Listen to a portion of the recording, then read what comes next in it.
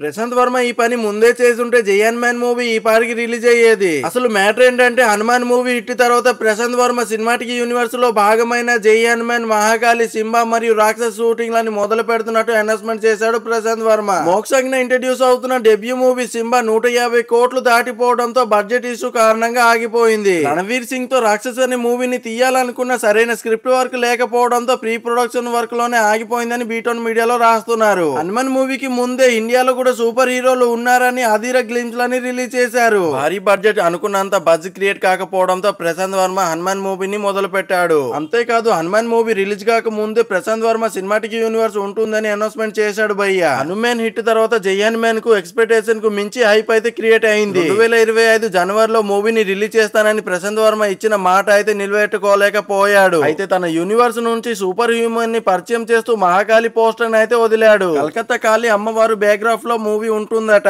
అయితే super human గా ముందు తమన్నాని అయితే అనుకున్నారు భయ్య. తర్వాత మూవీ నుంచి ఎలాంటి అప్డేట్ కూడా రాలేదు. హనుమాన్ తో వచ్చిన పాన్ ఇండియా గుర్తింపు కంటిన్యూ చేయాలని ప్రభాస్ అన్నకు కథ వినిపించాడు. లుక్ టెస్ట్ కూడా చేశాక కథ ఫైనల్ అయింది. మహారాక్షస్ అనే టైటిల్ ని అనుకుంటున్నారు. మూవీ మైథాలజీ మీద బేస్ అయి ఉంటుందట. ప్రభాస్ అన్నకు కథ నచ్చింది. డేట్స్ కోసం ఎదురు చూస్తే 4 ఏళ్లు పడుతుంది. ఎందుకంటే ప్రభాస్ అన్న లైనప్ చాలా ఎక్కువగా ఉన్నాయి. సో పక్కన పడేసిన జయన్ మ్యాన్ మూవీ స్క్రిప్ట్ ని ప్రశాంత్ వర్మ ఇప్పుడు మళ్ళీ రీస్క్రిప్ట్ వర్క్ ని చేస్తున్నాడు. 2025 జనవరికి మూవీని రిలీజ్ చేస్తారట. ఇది భయ్య నేను సోది లేకుండా చెప్పాలనుకున్నది. ఇంకా మీకు TFI లో ఉన్న స్టార్ల గురించి ఏమైనా తెలుసుకోవాలంటే ప్లీజ్ కామెంట్ చేయండి.